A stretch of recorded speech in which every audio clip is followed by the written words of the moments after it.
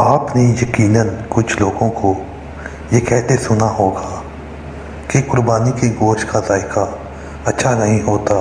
इसमें से एक नागवार सी महक और बू आती है और जल्दी गलता नहीं, यानी पकता भी नहीं। हो सकता है कि ये सब कुछ आपने भी महसूस किया हो। अगर हाँ तो क्या कभी सोचा है कि ऐसा क्यों है?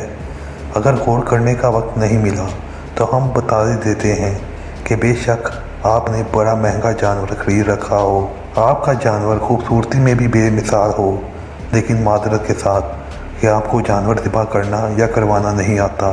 ज़रा ठहरें, गुस्सा थूक दें, लेकिन हकीकत यही है जो मैं बयान कर रहा हूँ।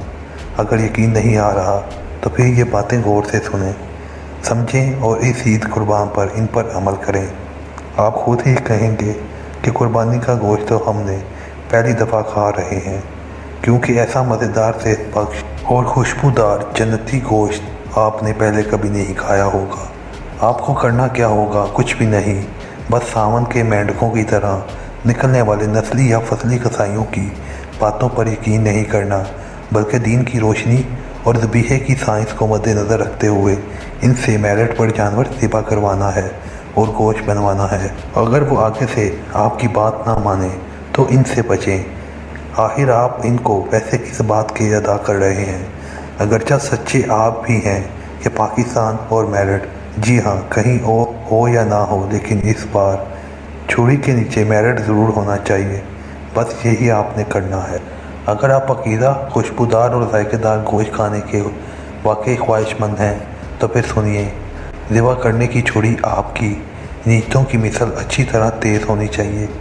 ज़िबा करने से कबल जानवर को खूब खिला पिला लें और जानवर को एक दूसरे के सामने ज़िबा करके खौफ का शिकार मत करें।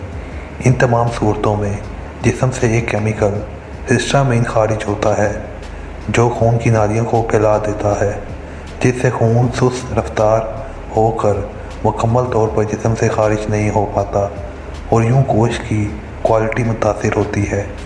और सबसे अहम बात जो आपने ध्यान में रखनी है वो ये कि ज़िबा करने वाले को कभी मज़बूह के हराम मगज़ को नहीं काटने देना।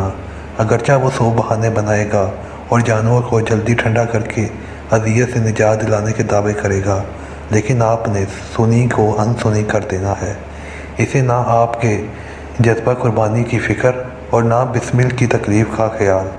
वो तो बस अगले गाहक और अपनी 50 सेंचुरी के तसव्वुर में होगा और शरई तौर पर भी छुरी रीढ़ की हड्डी के मोहरों तक ले जाना, जानवर को बिला वजह अज़ियत देना मकरूह है। ज़िबा की शराइत में अव्वल सांस की नाली, दोम खुराक की नाली, तीसरी 2 जगुलर आर्टरीज और चौथी 2 कैरोटिड आर्टरीज में से किसी 3 का मुकम्मल या जज़वी तौर पर कट जाना है और खून का बह जाना शामिल है। चलें, आप सारी नालियां और रगें काट दें, मगर मोहरों तक छुरी पहुंचाने की कोई ज़रूरत नहीं। लेकिन फिर भी अगर कोई दादों पर दादों के फन दिखाने की कोशिश में हराम मगज़ को काट देता है तो जिस्म का तड़पना यकदम रुक जाएगा और यूं गोश्त में मौजूद बारीक रगों से खून खारिज नहीं हो पाएगा, जिसका नतीजा गोश्त की खराबी की और जायके की तबाही की सूरत में निकलेगा। और आखिरी बात, जानवर के तड़पने के साथ इसकी तकलीफ़ का कोई ताल्लुक़ नहीं। पहले 2-3 सेकंड में ही जब सांस और खून की नालियाँ कट जाएं तो इसका दिमाग बेहिस होकर तकलीफ़ महसूस करना बंद कर देता है। तड़पना इसके पट्टों की गैर इरादी हरकत की वजह से होता है जो इसके हराम मगज़ के तहत होती है। तस्वीर में आप मज़बूह के गले में मौजूद नालियों और खून की रगों के मुकाम को वाज़ह तौर पर देख सकते हैं। देख कर ज़िबा के अमल को समझने की कोशिश करें। अगर माहिर तजुर्बा कार कसाब ना मिले तो अपनी निगरानी में इस वीडियो के मुताबिक कुर्बानी करवाएं। इंशाअल्लाह ऐसा मज़ेदार गोश्त आप पहली मर्तबा खाएंगे।